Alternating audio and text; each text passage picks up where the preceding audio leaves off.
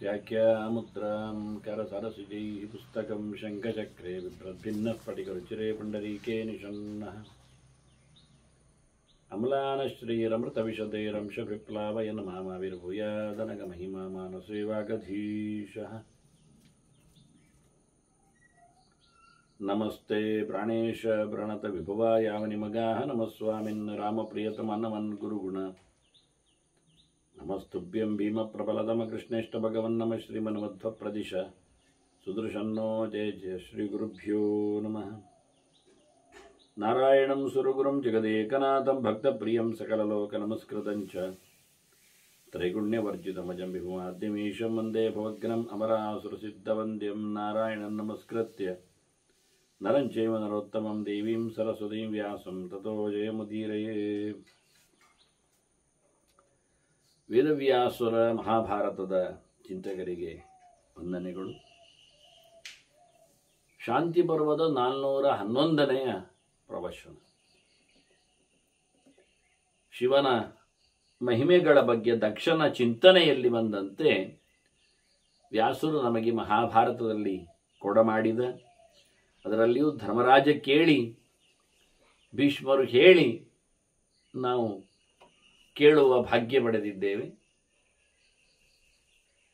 ವಿಶೇಷವಾದ ಆಯಾಮಗಳಲ್ಲಿ ಶಿವನ ಚಿಂತನೆ ಮಾಡಿದ್ದೇನೆ ಅಂತ ದಕ್ಷಿಣೆ ಹೇಳಿಕೊಂಡಂತೆ ಮತ್ತೆ ಭೀಷ್ಮರು ತಿಳಿಸಿಕೊಂಡಂತೆ ನಾವು ಕೆಲವು ಅದರ ಆಕ್ಷೇಪಗಳಿಗೆ ಅಥವಾ ಅದರ ವರಸೆಗಳಿಗೆ ಅರ್ಥವನ್ನು ಹಚ್ಚಿಕೊಳ್ಳಬೇಕು. ಹಿರಣ್ಯಗರ್ಭ ಶಕುನಿ ಮಹೋರಗಪತಿ ವಿರಾಟ್ ಅಧರ್ಮ ಮಹಾಪಾರ್ಶ್ವ ಚಂಡಧಾರ ಗಣಾಧಿಪ. ಹಿರಣ್ಯಗರ್ಭ ಅಂತ ಕರೀತಾನೆ ಅಂದ ತಕ್ಷಣ ಬ್ರಹ್ಮ ಅಂತ ಹೇಳಿ ಕರೆದಿದ್ದಾನೆ ಇವನನ್ನು ಅಂತ ತಿಳ್ಕೊಳ್ಬೇಡಿ. ಹಿರುಕ್ ಸುಖಂ ಹಿರಣ್ಯಂ ಸ್ಯಾತ್ ಅಂತ ಹೇಳಿ ಸುಖಕ್ಕೆ ಹಿರಣ್ಯ ಅಂತ ಹೆಸರು. ಸುಖವಾಗಿರುವವನು ಅನ್ನುವ ಅರ್ಥವೂ ಹಿರಣ್ಯಗರ್ಭಕ್ಕಾಗ್ತದೆ. ಹಿರಣ್ಯ ವರ್ಣದ ನೆಲೆಯಲ್ಲಿಯೂ ನಡೀತದೆ. ಹೀಗಾಗಿ ಗರ ಅಂದರೆ ನಮಗೊತ್ತು ನಿಮಗೊತ್ತು ವಿಷ ಅಂತ, ಅದರ ಭಕ್ಷಕನಾಗಿ ಗರ್ಭ ಅಂತ ಅರ್ಥ ಮಾಡಲಿಕ್ಕೆ ಬರ್ತದೆ. ಅಂದರೆ ಇವೆಲ್ಲ ಮಾಡಬಾರ್ದು ಅಂತಲ್ಲ, ಮಾಡಲಿಕ್ಕೆ ಆಗ್ತದೆ. ಹಾಗಾಗಿ ಹಸಿ ಹಸಿಯಾದ ವಿಷವನ್ನು ಪಾನ ಮಾಡಿದವನು ಎನ್ನುವ ಅರ್ಥದಲ್ಲಿ ಹಿರಣ್ಯ ಗರ್ಭ ಅಂತ ಹೇಳಿ.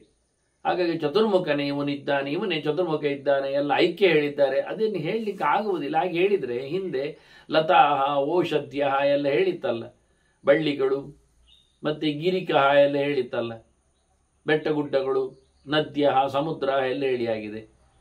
ಅದೆಲ್ಲ ಹೇಳಿಬಿಡುವುದ? ಅದನ್ನು ಒಂದು ಹೇಳಲಿಕ್ಕೆ ಹೋದರೆ ಸಿಕ್ಕಿ ಬೀಳುತ್ತೇವೆ ನಾವು, ಇನ್ನೊಂದನ್ನು ತಪ್ಪಿಸಬೇಕಾಗ್ತದೆ. ಹಾಗಾಗಿ ಎಲ್ಲೆಡೆ ಒಂದೇ ನಮೂನೆ ವಿಶೇಷವಾಗಿ ಚಿಂತನೆ ಮಾಡಲಿಕ್ಕೆ ಬರುವ ಹಾಗೆ ಅರ್ಥಾಂತರದ ನೆಲೆಯಲ್ಲಿ ಗುಣಚಿಂತನೆಯಲ್ಲಿ ನಿಗೂಢವಾದಂತಹ ಅವನ ವಿಶೇಷಗಳಿವೆ. ಇದು ಗರ್ಭ ಎನ್ನುವುದು ವಿಶೇಷ ಅಲ್ವಾ ಅವನಿಗೆ. ಶಿವನನ್ನು ಗರ್ಭ ಅಂತ ಕರೆದರೆ ಗೌಜಿ ಇರ್ತದೆ. ಗರಭಕ್ಷಕ ಅನ್ನುವ ಅರ್ಥದಲ್ಲಿ ಗರ್ಭ ವಿಷವನ್ನು ತಿಂದವ ಎನ್ನುವ ಅರ್ಥ ಮಾಡಲಿಕ್ಕೆ ಆಗ್ತದೆ. ಮತ್ತೆ ಹಿರಣ್ಯ ಅಂದರೆ ಸುಖವಾಗಿ ಅಂತ ಅರ್ಥ. ಸುಖವಾಗಿ ಹಿರಣ್ಯ ಮೆತಾಸ್ಯಾತ್ ಗರ್ಭಕ್ಷಯತಿ ಅಂತ ಅರ್ಥ ಮಾಡಿದರೆ ಸುಖವಾಗಿ ವಿಷವನ್ನು ನುಂಗಿದವ ಅಂತ. ಅದು ಯಾಕೆ ಸುಖವಾಗಿ ನುಂಗಿದ ಅಂದರೆ ಅದೊಂದು ಇತಿಹಾಸ ಇದೆ. ಅವನು ಪಾರ್ವತಿಗೆ ಹೇಳುತ್ತಾನೆ, ಪಾರ್ವತಿ ಕೇಳುತ್ತಾಳೆ, ನೀವು ಹೇಗೆ ವಿಷ ಕುಡಿದ್ರಿ, ನನ್ನ ಹತ್ರ ಕೇಳಲಿಲ್ಲಲ್ಲ ಅಂತ. ಅದಕ್ಕೆ ಅವ ಹೇಳಿದ, ಅಂದರೆ ಅವನು ಬೇಡಿ ಕುಡಿದದ್ದು, ಅದರಿಂದ ಆಕ್ಷೇಪ ಮಾಡಲಿಕ್ಕೆ ಚೆನ್ನಾಗಿದೆ ಉತ್ತರ. ವಾಯುದೇವರು ವಿಷವನ್ನು ಕಬಳಿಸಲು ಮುಗಿಸಲು ಹೋದಾಗ ನನಗೊಂಚೂರು ಅಂತ ಕೇಳಿದ. ವಾಯಿಂಚೋಚೆ ಪ್ರಶಾಂತಯೇ ಅಂತ ಭಗವಂತ ವಾಯುವತ್ರ ಹೇಳಿದ. ಕೇಶಿ ವಿಶಸ್ತ್ಯ ಪಾತ್ರಣೆ ರುದ್ರೇಣ ಪಿಬತ್ಸಹ ಅಂತ ರುದ್ರದೇವರು ಕೇಳಿದ್ರಿಂದ ಅವರಿಗೆ ಕೊಟ್ಟು ವಾಯುದೇವರು ಕುಡಿದ್ಬಿಟ್ರು ಚೂರು. ಅದು ಏನು ನಿಸ್ಸಾರ ಮಾಡಿ ಕೊಜಂಟಿ ಅಂತೇವೆ ನಾವಲ್ಲ, ಜೊಗಟು ಅಂತೇವಲ್ಲ, ಹಾಗೆ ಅದನ್ನು ಪಾರ್ವತಿ ಕೇಳ್ತಾಳೆ ಯಾಕೆ ಅಂತ. ಅದಕ್ಕೆ ಶಿವ ಹೇಳಿದ, ನಾನು ಕುಡಿದಾಗ ದೇವರ 3 ನಾಮ ಹೇಳಿದ್ದೇನೆ. ಎಂಥದದು? ಅಚ್ಯುತಾನಂತ ಗೋವಿಂದ ಅಂತ. ಇತಿ ನಾಮತ್ರಯೇಣ ಪೀತಂದೇವಿ ಮಯಾ ವಿಷಂ ಅದನ್ನು ಹೇಳಿತ್ತು. ನಾನು ವಿಷ ಕುಡಿಯುವಾಗ ದೇವರ 3 ನಾಮವನ್ನು ಕರೆದಿದ್ದೇನೆ. ಅಚ್ಯುತಾಯ ನಮಃ, ಅನಂತಾಯ ನಮಃ, ಗೋವಿಂದಾಯ ನಮಃ ಅಂತ. ಇವತ್ತು ನಮಗೆ ನಾಚಿಕೆ ಆಗ್ತದೆ ಹೇಳಲಿಕ್ಕೆ. ಏನಾದರೂ ಮಾಡಿಕೊಂಡಿರತಕ್ಕ ಕರ್ಮಾಂಗಗಳಲ್ಲಿ ತಪ್ಪುಗಳಿದ್ದರೆ, ಬಿಟ್ಟು ಹೋಗಿದ್ದರೆ, ಹೆಚ್ಚು ಕಡಿಮೆ ಆದರೆ ಅದೆಲ್ಲದರ ಪ್ರಾಯಶ್ಚಿತ್ತಕ್ಕಾಗಿ ನಾನು ನಾಮತ್ರಯ ಜಪ ಮಾಡುತ್ತೇನೆ ಎಂದು. ನಾಮತ್ರಯ ಜಪ ಎನ್ನುವುದು ಬಹಳ ದೊಡ್ಡ ಪ್ರಾಯಶ್ಚಿತ್ತ ಕರ್ಮಾಂತ್ಯದಲ್ಲಿ ಯಾವುದೇ ಚ್ಯುತಿ ಬಾರದಂತೆ ಮಾಡುವಂತೆ, ಯಾವುದರೂ ಕೊನೆಯಾಗದಂತೆ, ಅಂತ ಆಗದಂತೆ ಮಾಡುವಂತೆ, ಎಲ್ಲವೂ ಸಹ ನನಗೆ ಲಾಭಪ್ರದವಾಗಿ ಆಗುವಂತೆ ಅದು ನಾಮತ್ರಯವನ್ನು ಹೇಳುವುದು. ಅಷ್ಟು ಹೇಳಿದರೆ ಸಾಕ ಅಂತ ಕೇಳುವರಿದ್ದಾರೆ. ಅಷ್ಟಾದರೂ ಹೇಳಿ ಮೊದಲು ಎನ್ನುವುದು ಮೊದಲು ಹೇಳೋದು ನಾನು. ಈಗ ಅದರ ಬದಲಾವಣೆ ಮಾಡಿಕೊಂಡು ಆ ಸ್ಥಾನದಲ್ಲಿ ಬೇರೆಯವರ ಹೆಸರೆಲ್ಲ ಹಾಕಿಕೊಂಡು ಪ್ರಯೋಜನ ಏನಾಗ್ತದೆ? ಅದಕ್ಕೆ ಹೇಳಿದ್ದಾರ, ಅಚ್ಯುತೇತಿ ಮನಪೂತ ಮನಂತೇಜಿತ ವಾಕ್ಪುನಃ ಅಂತ ಹೇಳಿಕೊಂಡು ಅದಕ್ಕೆಲ್ಲ ಬೆಲೆ ಕಟ್ಟಿದ್ದಾರೆ, ಬೆಲೆ ಕೊಟ್ಟಿದ್ದಾರೆ. ಏನು ಮಾಡಿದರೆ ಏನಾಗ್ತದೆ ಎನ್ನುವುದು ದೇವರ ಕಥೆ ಅಲ್ವಾ? ಅಹಂ ಹಿ ಸರ್ವಜ್ಞಾನ ಭೋಕ್ತಾಜ ಪ್ರಭುರೇವಚ ಅಂತ ಕೃಷ್ಣ ಹೇಳಿದ ನಂತರ ಮಾಡಿದವರ ಎಲ್ಲರ ಸರ್ಕಸ್ಸನ್ನು ನಾನೇ ನಿಭಾಯಿಸುವಮ ಅಂತ ಹೇಳಿದ ನಂತರ ಅದಕ್ಕೆ ಬೇಕಾದ ಬೆಲೆ ಕಟ್ಟುವುದು ನನ್ನ ಕೈಯಲ್ಲೇ ಉಂಟು, ಎಲ್ಲಿಯೂ ಮಾರ್ಕೆಟಲ್ಲಿ ಇಲ್ಲ ಅದು ಅಂತ ಹೇಳಿದವ. ಬೆಲೆ ಹಾಕುವ ಮಾರ್ಕೆಟ್ ನೀವು ಮಾಡಿದ ಕರ್ಮಗಳಿಗೆ ನೀವು ಮಾಡಿದ್ದೇನು? ಯಾವುದೋ ಪುರಾಣ, ಇತಿಹಾಸ, ಪಂಚರಾತ್ರ ಇವನ್ನೆಲ್ಲ ಮೂಲವಾಗಿ ಇಟ್ಟುಕೊಂಡು ಮಾಡಬೇಕಲ್ಲ. ನಿಮಗೇನು ಹುಟ್ಟುವಾಗ ಯಾರು ಹೇಳಿಕೊಟ್ಟಿದ್ದಾರೆ? ಬಂದಿರ್ತದ, ತಿಳ್ಕೊಂಡದ್ದಲ್ಲ. ಮೂಲದಲ್ಲಿ ಶಾಸ್ತ್ರದಲ್ಲಿ ಮಾಡಿದ ನಂತರ, ಹೇಳಿದಾಗಿ ಮಾಡಿದ ನಂತರ ಅದಕ್ಕೆ ಬೆಲೆ ಕಟ್ಟುವವ ನಾನು, ಬೆಲೆ ಕೊಡುವವ ನಾನು. ನಿಮ್ಮ ಸರ್ಕಾರಗಳಲ್ಲಿ ಅದಕ್ಕೆ ವ್ಯಾಲ್ಯೂ ಮಾಡಲಿಕ್ಕೆ ಆಗುವುದಿಲ್ಲ, ವ್ಯಾಲ್ಯೂಯೇಷನ್ ಕೊಡುವವರು ನೀವಲ್ಲ. ಹಾಗಾಗಿ ಇಷ್ಟು ಸ್ಪಷ್ಟವಾಗಿ ಕೃಷ್ಣ ಹೇಳಿದ ನಂತರ ಅವನ ನಾಮಸ್ಮರಣೆ ಮಾಡಿದ್ದಕ್ಕೆ ಪಾಪ ಪರಿಹಾರಕ್ಕೆ ಇರುವಂಥದ್ದು ಬಗೆ ಬಗೆಯಲ್ಲಿ ತ್ರಿಕರಣಪೂರ್ವಕವಾದ ಮಾತಿನ ಮತ್ತು ಮನಸ್ಸಿನ ಮತ್ತು ಕಾಯಿಕವಾದ ತಪ್ಪನ್ನು ಮನ್ನಿಸುವಂತೆ ನಾಮತ್ರಯ. ಉಳಿದ ನೀವು ಆ ಜಾಗದಲ್ಲಿ ಬೇರೆ ಏನು ಹಾಕಿದ್ರೂ ಉಪಯೋಗಕ್ಕೆ ಬರುವುದಿಲ್ಲ. ಬೇರೆ ಅಲ್ಲ, ಬಹಳ ದೊಡ್ಡ ವಿಷಯ ಅಂತ ಹೇಳಿಕೊಳ್ಬಹುದು ನೀವು. 3 ಕಣ್ಣಿಗೆ ಕಾಣುವ ವಸ್ತುಗಳು ಇರುವುದು, ಮಣ್ಣು ನೀರು ಬೆಂಕಿ, ಅದನ್ನು ಹೇಳ್ತೇನೆ. ಹೇಳಿಕೋ ಮಾರಾಯ, ಅದು ಪಾವನಿವೃತ್ತಕ ಅಂತ ಹೇಳಿಕೊಂಡಿದೆ. ಹಾಗಾಗಿ ನೀವು ಏನು ಬೇಕಾದ್ರೆ ಕಟ್ಟಿಗೆ, ಇಟ್ಟಿಗೆ, ಚೊಂಬು, ಕಣಕು ಏನು ಬೇಕಾದ್ರೆ ಹಾಕ್ಕೊಳ್ಳಿ, ಪ್ರಯೋಜನ ಏನು? ಎಂತ ಹಾಕಿಕೊಂಡು ತತ್ಸಮಾನ ಹಾಕಿದಾಗೆ ನೀವು ಅಲ್ಲ, ಮತ್ತೆಂತದಿಲ್ಲ. ನೀವು ಹನ್ನಿನಾಯಿ ಕೋಳಿ ಹೇಳಿದ್ರೆ ಒಂದೇ ನಮನೆ, ಪ್ರಯೋಜನ ಆಗುವುದಿಲ್ಲ. ಆದ್ರಿಂದ ಬದಲಾಯಿಸ್ಲಿಕ್ಕೆ ಹೋಗಬೇಡಿ. ಹೇಳದೆ ಕೂತರು ಪರವಾಗಿಲ್ಲ, ನೀವು ಅಯೋಗ್ಯರು ತಿಳ್ಕೊಳ್ಳುತ್ತೇವೆ. ಆದರೆ ಹೇಳಲಿಕ್ಕೆ ಹೊರಟಾಗ ತಪ್ಪು ಮಾಡಿ ಅದನ್ನು ತಿದ್ದಿ ಜನರಿಗೆ ಮತ್ತೆ ಕನ್ಫ್ಯೂಸ್ ಮಾಡಲಿಕ್ಕೆ ಹೋಗಬೇಡಿ. ಹಾಗಾಗಿ ಶಿವ ಹೇಳಿಕೊಂಡ ಮಾತು, ನಾನು ಈ 3 ನಾಮವನ್ನು ಒಂದೊಮ್ಮೆ ಬೆಚ್ಚನೆ ಅವನೇ ಉಳ್ಕೊಳ್ಳೋದಾದ್ರೆ ನಾನು ಹಾರ ಹರ ಮಹಾದೇವ ಹೇಳಿಕೊಂಡು 3 ನಾಮವನ್ನು ಆಡ್ಬೋದಿತ್ತು. ಅಥವಾ ಹರ, ಶಿವ, ಭವ, ಮೃಡ ಎಲ್ಲ ಹೇಳ್ಬೋದಿತ್ತಲ್ಲ. ಹೇಳಲಿಕ್ಕೆ ಹೋಗಲಿಲ್ಲ. ಅವ ಹೇಳ್ತಾನೆ ಮಡದಿ ಹತ್ರ. ಯಾರು ಸಹ ಮಡದಿ ಹತ್ರ ಸುಳ್ಳು ಹೇಳಿಕೊಂಡು ಅವಳನ್ನು ತಪ್ಪಿಸ್ಲಿಕ್ಕೆಲ್ಲ ನೋಡುವುದಿಲ್ಲ. ಹಾಗೆ ನಾನು ಅಚ್ಯುತ ಅನಂತ ಗೋವಿಂದ ಹೇಳಿ ವಿಷ ಕೊಡದಿದ್ದೇನೆ. ಅದರಿಂದ ಹಿರಣ್ಯ ಗರ್ಭ, ನಾನು ಸುಖವಾಗಿ ವಿಷ ಕುಡಿಯಲಿಕ್ಕೂ ಕಾರಣ ಹಾಲು ಕುಡಿದಂತೆ ಆಗಿ ಕೇಳಿದರೆ ನಾನು ಪರಮಾತ್ಮನಲ್ಲಿ 3 ನಾಮಸ್ಮರಣೆ ಮಾಡಿ ನನ್ನನ್ನು ಬದುಕಿಸಿರುವಂತೆ, ಹಾನಿ ಆಗದಂತೆ, ಸೈಡ್ ಎಫೆಕ್ಟ್ ಬಾರದಂತೆ ಕೇಳಿಕೊಂಡಿದ್ದೇನೆ. ಹೀಗೆಲ್ಲ ಅನೇಕ ಹೇಳಿದ್ದಲ್ಲ, ಇದರಲ್ಲಿ ನಿಗೂಢತೆ ಇದೆ ಅಂತ ಭೀಷ್ಮರು ಹೇಳಿಕೊಂಡಿದ್ದಾರೆ. ಅದನ್ನು ಸ್ವಲ್ಪ ಡಿಕೋಡ್ ಮಾಡುವಾಗ ಅರ್ಥ ಆಗ್ತದೆ ಕೆಲವರಿಗೆ. ಬೇಕಾದವರಿಗೆ ರಹಸ್ಯ ಆಳಕ್ಕೆ ಇಳಿಯುವವರಿಗೆ ಅದು ಹೊರತು ಬೇಡಿಂದ ಮೇಲಿಂದ ಮೇಲೆ ಅನುವಾದ ಮಾಡೋರಿಗೆ ಹಿರಣ್ಯ ಗರ್ಭನು, ಶಕುನಿಯು ಹಾಗೆಲ್ಲ ಬರೀತಾರೆ, ಮಹೋರಗನು ಅಷ್ಟೇ ಬರೀತಾರೆ. ಅವ್ರಿಗೆ ಅದರಾಚೆ ಬೇಡ. ಶಕುನಿ ಹಾಗೆ ಬಹಳ ಚೆನ್ನಾಗಿ ಶಕ್ನೋತಿ ಅಂತ ಅರ್ಥ ಮಾಡಿಕೊಂಡ್ರೆ ಸಮರ್ಥನಾಗ್ತಾನೆ. ಆನಂತರ ಸುಖವನ್ನು ಭೂಮಿಗೆ ತರ್ತಾನೆ ಶಕುನಿ ಅಂತ. ಗು ಅಂದ್ರೆ ನೆಲ ಅಲ್ವಾ, ನೀ ಅಂದ್ರೆ ತರುವವನು, ನೇತ. ಸುಖವನ್ನು ನೆಲಕ್ಕೆ ತಂದವನು, ಭೂಮಿಯ ಜನರಿಗೆ ಸುಖವನ್ನು ಕರುಣಿಸುವವನು, ಸುಖವಾಗಿ ನೆಲಕ್ಕೆ ಬಂದವನು ಅವತಾರಗಳಲ್ಲಿ ಎನ್ನುವ ಅರ್ಥಗಳೆಲ್ಲ ಬರ್ತದೆ. ಮತ್ತು ಶಕುನಿಯ ಅದು ದುರ್ಯೋಧನೆಯಲ್ಲಿ ಹಾಗಾದ್ರೆ ಎಂದು ಹುಡುಕುವುದು ಬೇಡ. ಇಲ್ಲಿ ಇಡೀ ಅವನ 1000 ನಾಮಗಳಲ್ಲಿ ದುರ್ಯೋಧನ ಬರುವುದಿಲ್ಲ. ಆದರೆ ದುರ್ಯೋಧನನ ತಮ್ಮಂದಿರು ಕೆಲವರು ಸಿಗ್ತಾರೆ. ಇನ್ನು ಮುಂದಕ್ಕೆ ಕರೆದು ಹೇಳುತ್ತೇನೆ. ಇರಲಿ, ನೀವು ಹುಡುಕುವರಿಗೆ ಅದನ್ನು ಕೊಡುವ, ಅದಕ್ಕೇನಂತೆ. ಹಾಗಾಗಿ ಶಕುನಿ ಅಂದ್ರೆ ಹಕ್ಕಿ ಅಂತ ಅರ್ಥ ಇಲ್ವಾ? ಶಕುನ ಅಂದ್ರೆ ಒಳ್ಳೆಯ ವಿಷಯ, ನಿಮಿತ್ತಗಳು ಅಂತ ಅರ್ಥ ಇಲ್ವಾ? ದುಶ್ಶಕುನ, ಶುಭ ಶಕುನ ಎಲ್ಲ ಹೇಳೋದಿಲ್ವಾ? ಕಾಗೆ ಹಾರಿದರೆ ಇದು ಮತ್ತೆ ಮಳೆ ಬಂದರೆ ಎಲ್ಲ ಶಕುನ ಹೇಳೋದಿಲ್ವ ನಾವು? ನಿಮಿತ್ತಗಳು ಹಿಂದೆಲ್ಲ ತಿಳಿಸಿಕೊಟ್ಟಿಲ್ವಾ? ಅದನ್ನು ಒಂದೇ ಅರ್ಥವನ್ನು ಇಟ್ಕೊಂಡು ನೋಡಬೇಡಿ, ಅಷ್ಟರಲ್ಲಿ ಬರಿಬೇಡಿ, ಅವರನ್ನೇ ಕರೀಲಿಕ್ಕೆ ಹೋಗಬೇಡಿ. ಮಹೋರಗಪತಿ ವಿರಾಟ್ ನೋಡಿ, ಇಲ್ಲಿ ಮಹೋರಗಪತಿ ಅಂದರೆ ಉರಗಪತಿ ಯಾರು ಮಹಾ ಉರಗಗಳಿಗೆ ಇಬ್ಬರು ಪತಿಗಳಿದ್ದಾರೆ ಮತ್ತು ಜನರಿದ್ದಾರೆ, ಹೇಳಿಕೊಂಡಿದ್ದಾರೆ, ಇರಲಿ. ಅಲ್ಲಿ ಏನಾಯ್ತು ಕೇಳಿದರೆ, ಶೇಷ ನಾಗಗಳಿಗೆ ಒಡೆಯಾದ. ಉರಗಗಳು ಅಂದರೆ ಹಾವುಗಳು, ಉರ ಅಂದರೆ ಎದೆಯನ್ನು ಕೊಚ್ಚಿಕೊಂಡು ಎಳೆದುಕೊಂಡು ಹೋಗುವವುಗಳು ಅಂತ ಅರ್ಥ. ಉರಸಾಗಚ್ಚಂದಿ ಅಂತ, ಎದೆ ಎಳೆದುಕೊಂಡು ಹೋಗ್ತಾವೆ ಅಂತ, ಮೈ ತಿಕ್ಕಿಕೊಂಡು ಹೋಗ್ತಾವೆ ಅಂತ, ತೆವಳಿಕೊಂಡು ಹೋಗ್ತಾವೆ ಅಂತ ಅರ್ಥ. ಉರಗ ಅಂದರೆ ಎಲ್ಲಕ್ಕೂ ಅರ್ಥ ಇದೆ, ತಪ್ಪೇನು ಹೇಳೋದಿಲ್ಲ ಅವರು. ಹಾಗಾಗಿ ಉರಗಗಳು ಅವುಗಳ ಒಡೆಯನಾಗಿ ಶೇಷ ಇದ್ದ. ಆದರೆ ಇವುಗಳು ಅನ್ಯಾಯ ಮಾಡಲಿಕ್ಕೆಲ್ಲ ಹೋದಾಗ ಅವನು ರಾಜೀನಾಮೆ ಕೊಟ್ಟ, ನಾನು ಒಡೆಯನಾಗುವುದಿಲ್ಲ ಹೇಳಿಕೊಂಡ. ಸರಿ ಅಂತೇಳಿ ನೆಕ್ಸ್ಟ್ ಅಂತೇಳಿ ವಾಸುಕಿಯನ್ನು ಉರಗಾಧಿಪತಿಯನ್ನಾಗಿಸಿಕೊಂಡ್ರು. ಹಾಗಾಗಿ ಇಬ್ಬರು ಇರ್ಲಿಕ್ಕೆ ಹೋಗಿ ಉರಗಪತಿಗಳು, ಇಲ್ಲಿ ಮಹೋರಗಪತಿ ಅಂತ ಹೇಳ್ತಾನೆ, ದೊಡ್ಡವ ಅಂತ. ದೊಡ್ಡವ ಯಾರು? ಶೇಷ, ಯೋಗ್ಯತೆಯಲ್ಲಿಯೂ ಎಲ್ಲದರಲ್ಲಿ. ಹಾಗಾಗಿ ಮಹೋರಗಪತಿ ಅಂತ. ನೀನು ಶೇಷನು, ಹೌದು ಶೇಷನೇ ಅವನು, ಅಲ್ಲೇ ಯಾರು ಹೇಳಿದ್ರು. ಮುಂದೆ ಶೇಷನಾಗ್ತಾನೆ ಶಿವ, ಆದ್ರಿಂದ ಶೇಷ ಯೋಗ್ಯತೆ ಉಂಟು, ಎಂಡಾಗುವುದು ಶೇಷನಲ್ಲಿ ಅವ, ಸ್ವಯಂ ಶೇಷ, ಈಗ ಶಿವ. ಹಾಗಾಗಿ ಹಾವಿನವನು ಎನ್ನುವುದು ಸತ್ಯವೇ. ಮತ್ತೆ ವಿರಾಟ್ ಉಂಟು. ವಿರಾಟ್ ಅಂದರೆ ರಾಜ ಅಂತ ಅರ್ಥ. ವಿರಾಟ್, ಸ್ವರಾಟ್, ಸಮ್ರಾಟ್ ಎಲ್ಲ ಹೇಳುವುದಿಲ್ಲ, ಅದು ಸರಿ ಮಾರಾಯರೆ. ಆದರೆ ಮಹೋರಗಪತಿ ಹತ್ತಿರದಲ್ಲಿ ಬಂದದ್ರಿಂದ, ವಿ ಅಂದರೆ ಪಕ್ಷಿ, ವಿಪಕ್ಷಿ ಪರಮಾತ್ಮನೋಹೋ ಅಂತ, ಹೋಗ್ತದೆ ಅಂತ. ಹೋಗುದೆಲ್ಲರೂ ಹೋಗುದಿಲ್ವಾ ಅಂದರೆ ಏನು ಇಲ್ಲದೆ ಹೋಗ್ತದೆ ಅಂತ. ಏನಿಲ್ಲದೆ ಅಂದರೆ ನೆಲ ಮುಟ್ಟದೆ ಹೋಗ್ತದೆ ಅಂದರೆ ಹಾರುತ್ತದೆ ಅಂತ ಅರ್ಥ.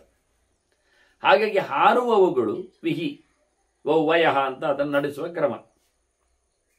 ಅದರಿಂದ ಹಕ್ಕಿಗಳ ಅರಸ ಯಾರು? ಗರುಡ.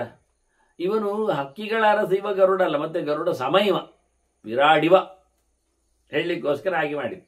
ಗರುಡ, ಶೇಷ, ರುದ್ರರು ಮೂವರು ಸಹ ಯೋಗ್ಯತೆಯಲ್ಲಿ ಒಂದೇ ನಮೂನೆಯವರು. ಹೇಗೆ ಬ್ರಹ್ಮವಾಯುಗಳು ಹಾಗೆ, ಹೇಗೆ ಇಂದ್ರಕಾಮರು ಹಾಗೆ, ಹೇಗೆ ಯಮ, ಸೂರ್ಯ, ಚಂದ್ರರು ಹಾಗೆ ನೋಡಲಿಕ್ಕೆ ಬೇರೆ ಬೇರೆ ಜನ ಆದರೂ ಅವರು ಒಂದೇ ನಮೂನೆ ಇದ್ದಾರೆ. ಅದರಂತೆ ಇಲ್ಲಿ ಒಂದೇ ನಮೂನೆ ಗರುಡ, ಶೇಷ, ರುದ್ರ. ಅದರಲ್ಲಿ ಶೇಷನೇ ಹಿಂದೆ ಶಿವ, ಆದ್ರಿಂದ ಸಮಸ್ಯೆ ಇಲ್ಲ. ಹಾಗಾಗಿ ಇಲ್ಲಿ ಇಬ್ಬರನ್ನು ಒಟ್ಟು ಮಾತಾಡಿಸಿದ್ದವನು. ಅಂದರೆ ಶಿವತತ್ವವನ್ನು ಅವನು ನೋಡ್ತಾ ಇದ್ದಾನೆ ಅಂತರ್ದೃಷ್ಟಿಯಿಂದ, ಯಾರಿದ್ದಾನೆ ಅವನು, ಹೇಗಿದ್ದಾನೆ, ಯಾರಿಗೆ ಸಮ ಇದ್ದಾನೆ ಅಂತ. ಹಾಗೆ ಅಧರ್ಮವನ್ನು ತೆಗೆಯುವವನು,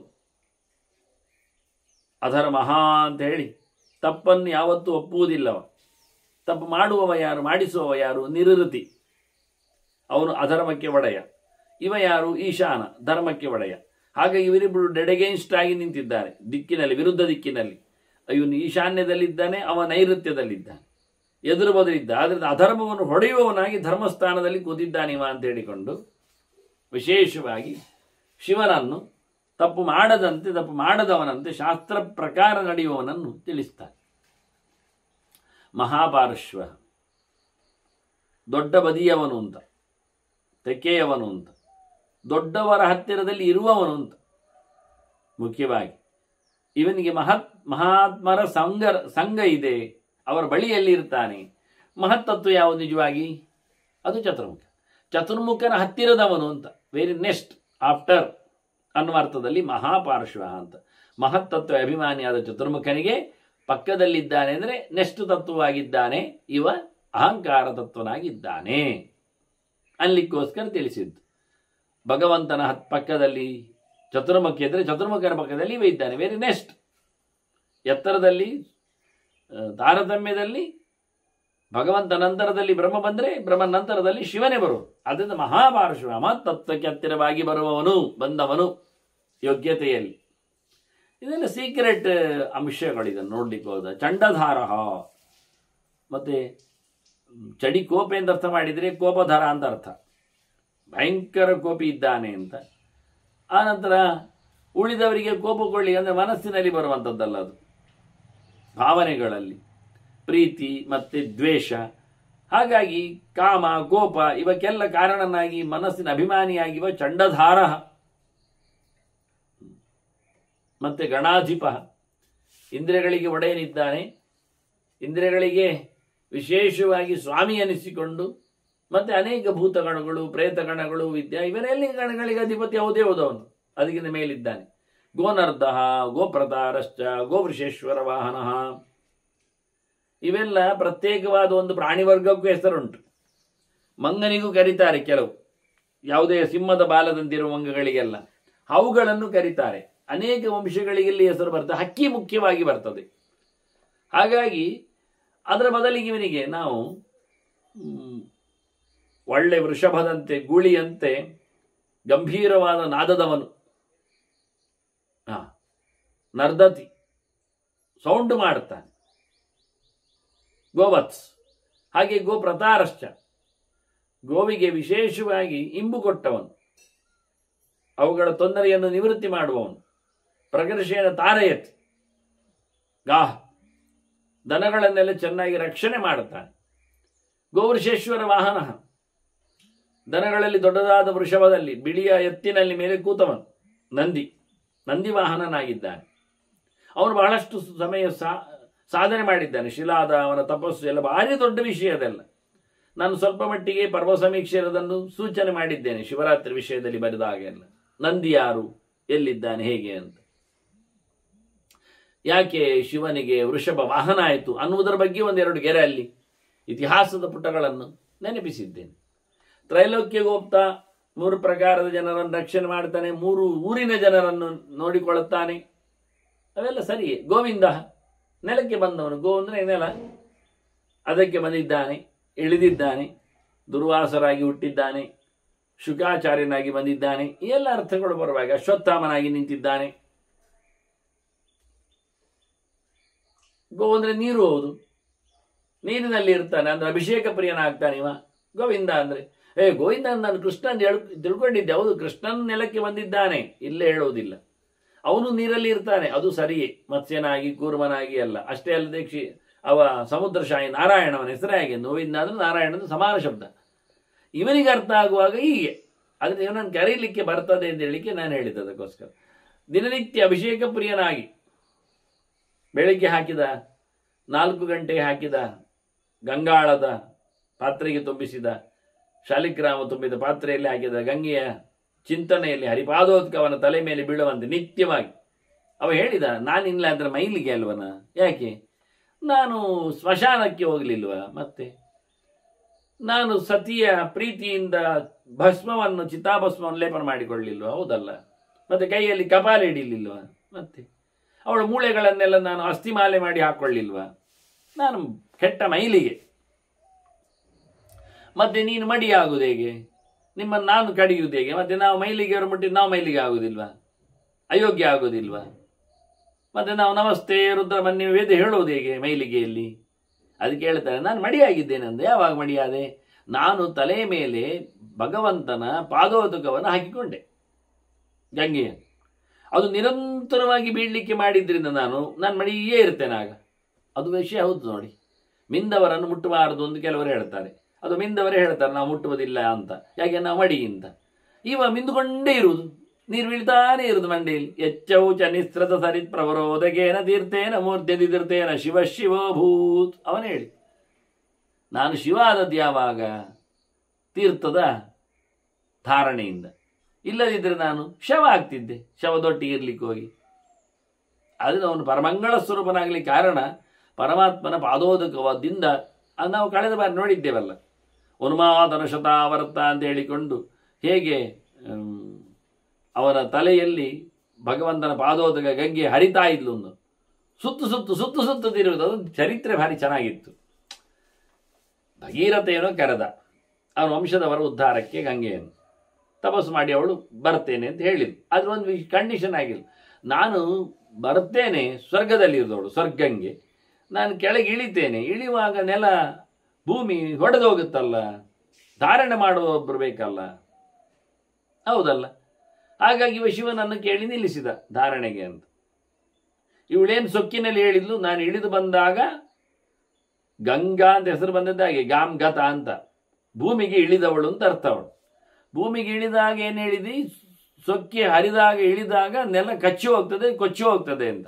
ಭೂದೇವಿಗೆ ಸಹಿಸ್ಲಿಕ್ಕೆ ಆಗುವುದಿಲ್ಲ ಅಂತಲ್ವಾ, ವಿಷಯ ಸತ್ಯ. ಭೂದೇವಿ ಬಹಳ ಸಣ್ಣವಳು, ಗಂಗೆ ಅದಕ್ಕಿಂತ ಮೇಲಿದ್ದಾಳೆ ಶಕ್ತಿಯಲ್ಲಿ, ಯೋಗ್ಯತೆ.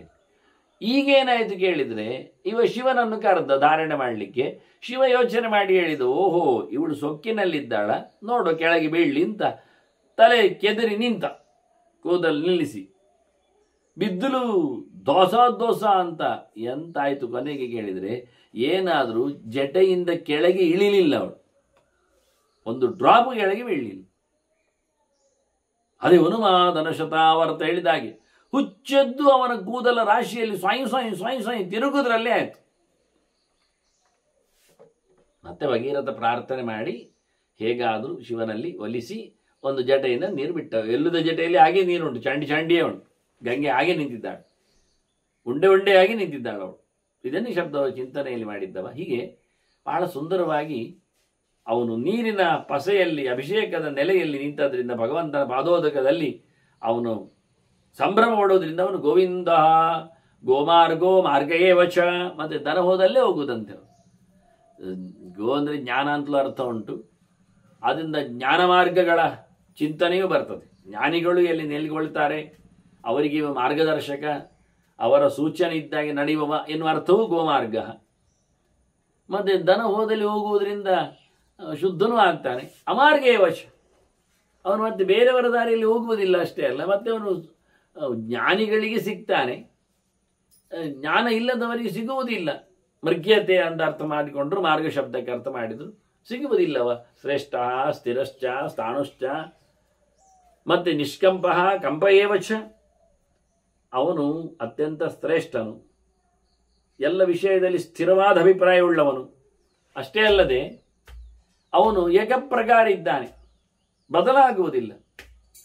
ಅವನಲ್ಲಿ ಇಡೀ ಜಗತ್ತು ಅತ್ಯಂತ ಸಣ್ಣದಾಗಿ ನಿಂತಿದೆ ನೋಡ್ಲಿಕ್ಕೆ ಹೋದರೆ.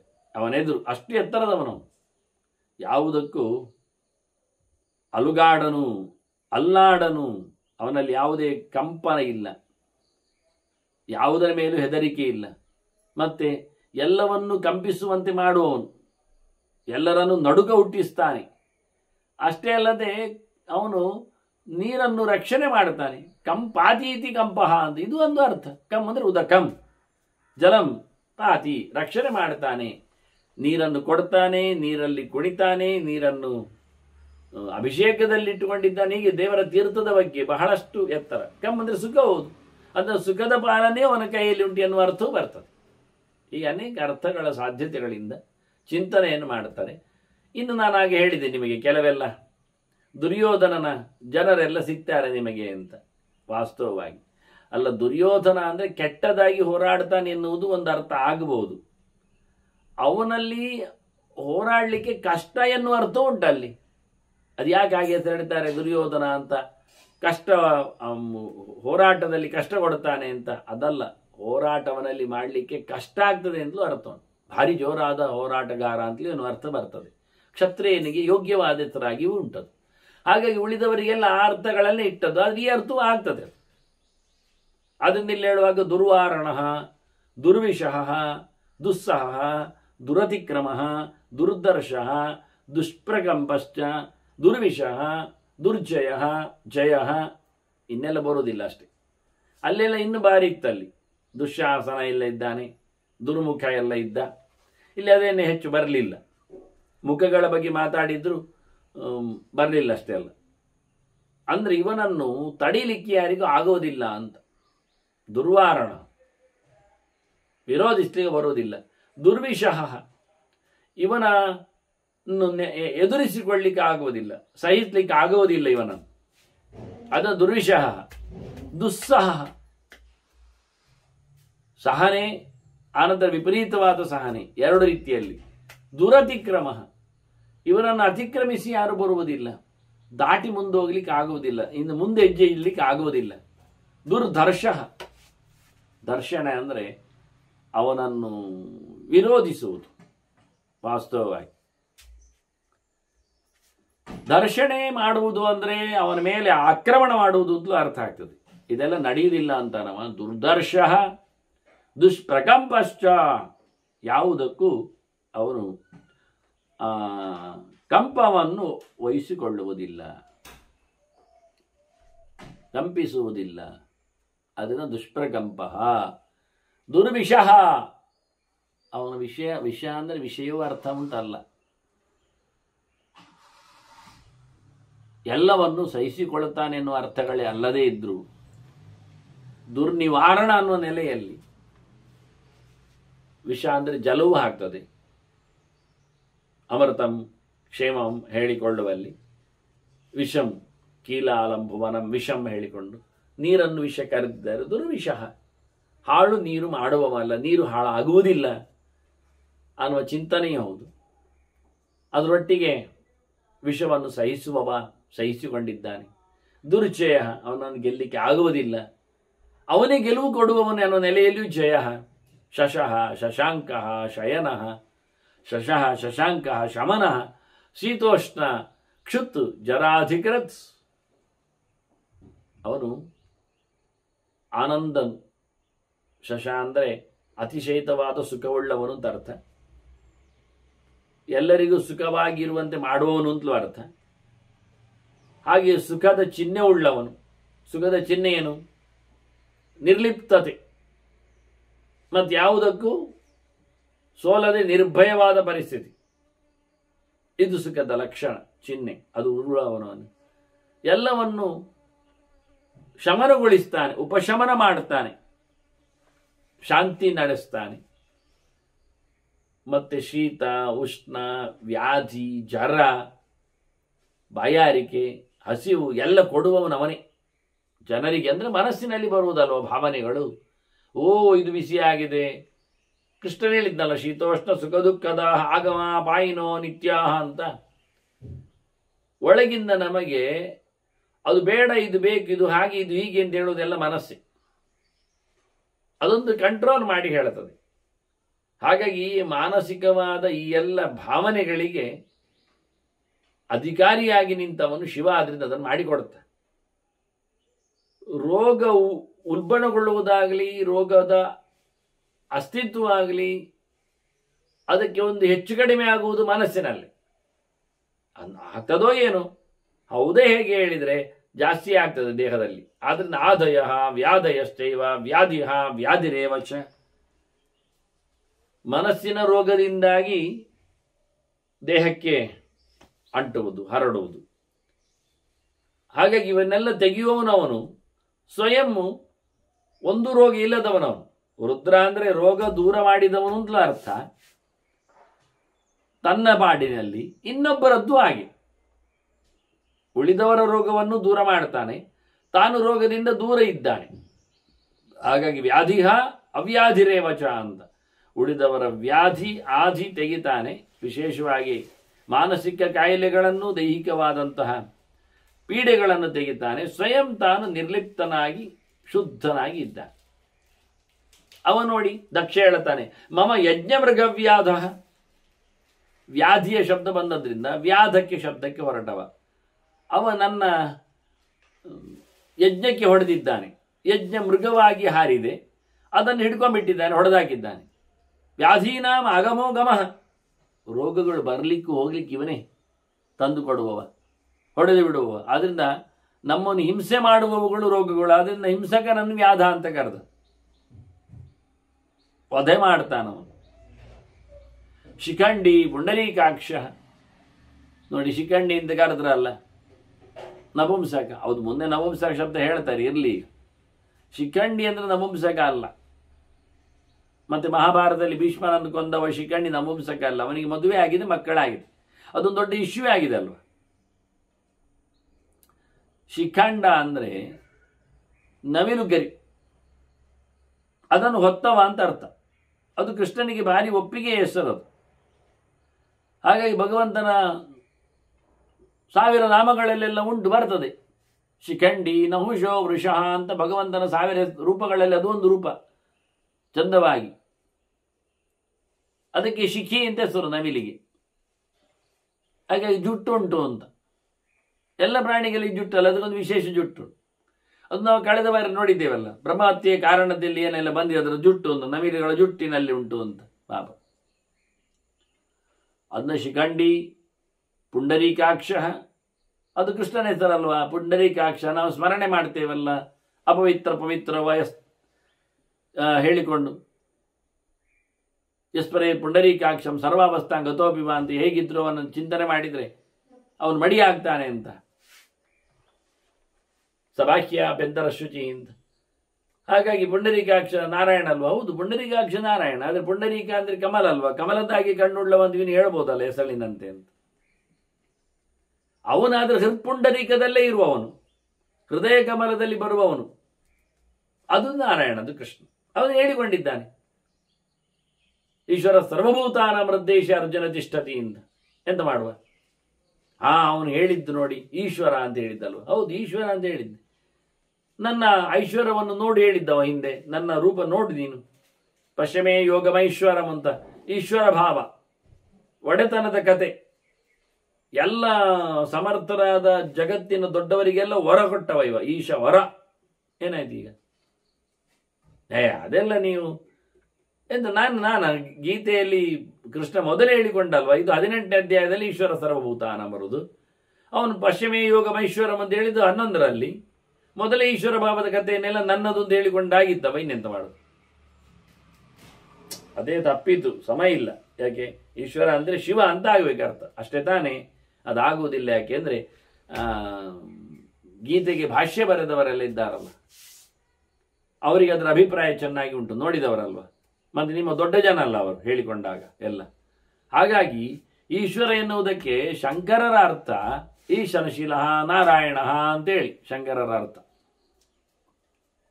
ಅಂದ್ರೆ ಬೇರೆ ವ್ಯಕ್ತಿ ಅಲ್ಲ, ಭಗವಂತನನ್ನೇ ಈಶ್ವರ ಅಂತ ಹೇಳಿದ್ದು ಎನ್ನುವುದು ಸ್ಪಷ್ಟ ಅಲ್ಲಿ ಕಂಡಿದೆ. ಹೀಗಾಗಿ ಈಶ್ವರ ಅನ್ನುವುದನ್ನು ಕೊಟ್ಟು, ಅದರಿಂದ ಪುಂಡರೀಕಾಕ್ಷ ಅದು ನಾರಾಯಣನೇ ಹೊರತು ಹೃದಯ ಕಮಲದಲ್ಲಿ ನಿಂತವ ನಾರಾಯಣ. ಇಲ್ಲಿ ಇವರಿಗೆ ಬೇರೆ ಅರ್ಥ. ಪುಂಡರೀಕ ಅಂದ್ರೆ ಕಮಲ ಅಂತ ಅರ್ಥ ಮಾಡಿದ್ರೆ, ಅದ್ರ ಹಾಗೆ ಕಣ್ಣು ಅಂತ ಅರ್ಥ ಮಾಡಿದ್ರೆ ಆಯ್ತು ನಮಗೆ. ಪುಂಡರೀಕ ವನಾಲಯ. ಮತ್ತೆ ನೋಡಿ ಇಲ್ಲೇ ಹೇಳ್ತಾರೆ, ಪುಂಡರೀಕದ ವನ. ವನ ಅಂದ್ರೆ ಅದು ಕಾಡಿನಲ್ಲಿರುವುದಲ್ಲ ರೀ, ಕಮಲ ನೀರಿನಲ್ಲಿರುವುದು. ನೀರಿಗೆ ವನ ಅಂತ ಹೆಸರು. ಪಯಕ್ಕೀಲಾಲಮೃತಂ ಜೀವನಂ ಭುವನಂ ವನಂ, ನೀರಿಗೆ ಹೆಸರು. ಅದನ್ನ ಕಮಲದ ನೀರಿನಲ್ಲಿ ನೆಲೆಗೊಂಡಿದ್ದಾನೆ ಅಂದ್ರೆ ಕಮಲ ಹಾಕಿದ ನೀರಿನಲ್ಲಿ ಕೂತ್ಕೊಳ್ತಾನೆ ಬಂದು ಎನ್ನುವ ಅರ್ಥವೂ ಬರ್ತದೆ. ಪುಂಡರೀಕವನ್ನು ಯಾರು ಪ್ರೀತಿಸ್ತಾರೆ ಅವರನ್ನು ನೀವು ಪ್ರೀತಿಸ್ತಾನೆ ಎನ್ನುವ ಅರ್ಥ ಆಗ್ತದೆ. ಅದು ಅರ್ಥವೇ. ಪುಂಡರೀಕ ವನ, ವನ ಅಂದ್ರೆ ವನ ಸಂಭಕ್ತವು ಅಂತ. ಪುಂಡರೀಕದ ಚಿಂತಕರು, ಅವರ ಅದನ್ನು ಪ್ರೀತಿ ಪಡುವವರು, ಕಮಲವನ್ನು ಇಷ್ಟಪಡುವವರಲ್ಲಿ ಇವ ನೆಲೆಗೊಳ್ಳುತ್ತಾನೆ, ಬರ್ತಾನೆ. ದಂಡಧಾರ ತ್ರ್ಯಂಬಕಶ್ಚ ಉಗ್ರದಂಡ ಅಂಡನಾಶನ. ಅಂಡ ಅಂದ್ರೆ ಬೀಜ ಅಂತ ಸೃಷ್ಟಿಯಿಂದ ಮಾಡಿದರೆ ಮುಂದುವರಿಯುವ, ಬದುಕು ಮಾಡಿದನ್ನು ಕಡೆ ಮಾಡುವುದು ಚಂದವೇ. ಮತ್ತೆ ಅಷ್ಟೇ ಅಲ್ಲದೆ ಬ್ರಹ್ಮಾಂಡದ ನಾಶಕನಾಗಿ ಇವನನ್ನೇ ಸಂಹಾರ ದೇವತೆಯಾಗಿ ಕರೆದದ್ದು. ಹಾಗಾಗಿ ಇವನು ಉಗ್ರದಂಡನಿದ್ದಾನೆ, ಭಾರಿ ಜೋರು. ಅದರೊಟ್ಟಿಗೆ 3 ಕಣ್ಣು ತೆರೆಕೊಳ್ತದೆ. ಹಾಗಾಗಿ ದಂಡಧಾರನಾಗಿ, ತ್ರಿಶೂಲ ದಂಡ, ಶಿಕ್ಷೆಯನ್ನು ಕೊಡುವುದು ದಂಡನೆ, ಸಂಹಾರ ಮಾಡುತ್ತಾನೆ. ಆಗ ಏಳುವ ಹಾರುವ ಬೆಂಕಿಯನ್ನು, ವಿಷ ಬೆಂಕಿಯನ್ನು, ನೀರು ಬೆಂಕಿಗಳನ್ನೆಲ್ಲ ಕುಡಿತಾನೆ. ವಿಷಾಗ್ನಿಪಾಹ ಸುರಶ್ರೇಷ್ಠ, ದೇವತೆಗಳಲ್ಲಿ ದೊಡ್ಡವ. ಸೋಮಪಾಸ್ತ್ವಂ ಮರುತ್ಪತಿ, ಬೀಸುವ ಗಾಳಿಯೂ ಆಗ ನೀನೆ ಪ್ರಳಯದ ಹೊತ್ತಿನಲ್ಲಿ. ಮತ್ತೆ ಎಲ್ಲವನ್ನು ಕುಡಿತಿದಿ. ಸೋಮಪ ಅಂದ್ರೆ ಸೋಮಪಾನ, ಅದು ಮುಂದೆ ಅಮೃತಪಾಹ ಅಂತ ಹೇಳ್ತಾರೆ. ಅಂದ್ರೆ ಇಲ್ಲಿ ಸೋಮ ಅಂದ್ರೆ ಚಂದ್ರಾಭಿಮನ್ಯಮಾನವಾದದ್ದು ಕ್ಷೀರ, ಹಾಲು. ಹಾಲು ಕುಡಿತಿ, ಅಮೃತವನ್ನು ಕುಡಿಯುವವ, ಮೃತ್ಯುವನ್ನು ಕುಡಿಯುವವ ನೀನೆ. ಮತ್ತೆಂದದು ಮೃತ್ಯುಪಾಹ, ಜಗನ್ನಾಥ, ಇಡೀ ಜಗತ್ತಿನ ಸ್ವಾಮಿ ನೀನು, ದೇವದೇವ ಗಣೇಶ್ವರ, ಎಲ್ಲಕ್ಕಿಂತ ಮಿಗಿಲಾದ ಗುಂಪಿನ ಒಡೆಯನೇ, ನಿನಗೆ ನಮಸ್ಕಾರ ಅಂತ ಇಲ್ಲೆಲ್ಲ ಸಂಬೋಧನೆ ಮಾಡ್ತಾರೆ. ಮಧುಶ್ಚ್ಯುತಾನಾಂ ಅಗ್ರಪಾಹ, ಎಲ್ಲರಲ್ಲಿ ಮುಂದೆ ಇದ್ದಾನೆ ನೀನು. ಆನಂದ, ಮಧು ಅಂದ್ರೆ ಆನಂದವೂ ಅದು, ಮಧ್ವಿತ್ಯ ಆನಂದ ಉದ್ದಿಷ್ಟ ಅಂತ. ಸುಖದಿಂದ ವಂಚಿತರಾದವರಿಗೆ ಸುಖವನ್ನು ಕೊಡಲು ಸುಖ ಮೊದಲಾಗಿ ಬಂದು ನಿಂತವನು ಹೇಳುವ ಅರ್ಥವೂ ಬರ್ತದೆ. ತ್ವಮೇವ ತುಷಿತಾದ್ಯಪಾಹ, ತುಷಿತರು ಅಂತ ದೇವತೆಗಳು, ಸಂತೋಷದಲ್ಲಿ ನಿಂತವರು ಅಂತ. ಆ ದೇವತೆಗಳಲ್ಲಿ ಮೊದಲಿಗೆ ಬಂದು ಆಹುತಿ ಸ್ವೀಕಾರ ಮಾಡುವವನು ನೀನು, ರಕ್ಷಣೆ ಮಾಡುವವನು ನೀನು. ಪಾನ ರಕ್ಷಣೆ, ಪಾ ಎಂದ್ರು ರಕ್ಷಣೆಯೂ ಆಗ್ತದೆ, ಪಾ ರಕ್ಷಣೆ ಅಂತ ಪಾನೀಯೂ ಆಗ್ತದೆ. ಹಿರಣ್ಯರೇತಾ ಪುರುಷಃ ತ್ವಮೇವ, ತ್ವಂ ಸ್ತ್ರೀ ಪುಮಾನ್ ತ್ವಂಚ ನಪುಂಸಕಂಚ, ನೀನು ಒಳ್ಳೆಯ ಮಗುವನ್ನು ಕೊಟ್ಟವ. ಅಂದ್ರೆ ಸನತ್ ಕುಮಾರನ ಸ್ಕಂದನ ಸೃಷ್ಟಿಯನ್ನು ಚಿಂತನೆಯನ್ನು, ಷಣ್ಮುಖನ ಚಿಂತನೆ ಅಂತಂದದ್ದಿಲ್ಲಿ. ಹಿರಣ್ಯ ರೇತಸ್, ಬೆಂಕಿಯ ಮೇಲೆ ರೇತಸ್ ಹಾಕಿದವ, ಹಾಗಾಗಿ ಅವನು ಹುಟ್ಟಿದ್ದ ಆಗ್ನೇಯನೂ ಆಗಿದ್ದಾನೆ, ಅಗ್ನಿಭವನು ಆಗಿಬಿಟ್ಟಿದ್ದಾನೆ. ಸುಖವಾದ ರೇತಸ್ಸು ಅಂದಾಗ ಹುಟ್ಟಿ ಬಂದವ ಸ್ಕಂದ, ಅವನು ಕಾಮನೇ ಇದ್ದಾನೆ, ಮನ್ಮಥನೇ ಇದ್ದಾನೆ, ಸುಖನೇ ಇದ್ದಾನೆ. ಲೋಕಕ್ಕೆ ಸುಖವನ್ನು ಕೊಡುವವನಾಗಿದ್ದಾನೆ, ಕಾಮಸುಖದ ಅಧಿಪತಿಯನ್ನು ತಂದವ ನೀನು. ಹಾಗೆಯೇ ಪುರುಷ ಎಲ್ಲ ಬ್ರಹ್ಮಾಂಡಪುರದಲ್ಲಿ ಇದ್ದಿ ದೇಹದಲ್ಲಿಯೂ ಪ್ರವೇಶ ಮಾಡುವವ ನೀನು.